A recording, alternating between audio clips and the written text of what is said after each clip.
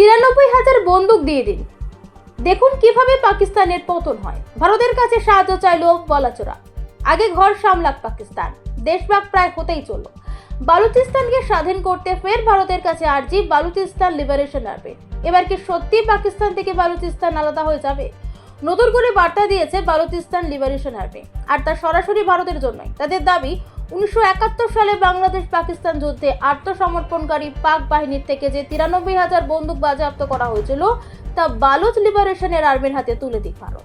Video বার্তায় বালুচ আর্মিকে বলতে শোনা যায় যে 93,000 অস্ত্র ছিনিয়ে নেওয়া হয়েছিল পাকিস্তান সেনার থেকে, তা আমাদের দিয়ে দিন। তারপর দেখুন আমরা কিভাবে পাকিস্তানের সঙ্গে লড়ি, কিভাবে পতন হয় পাকিস্তানের।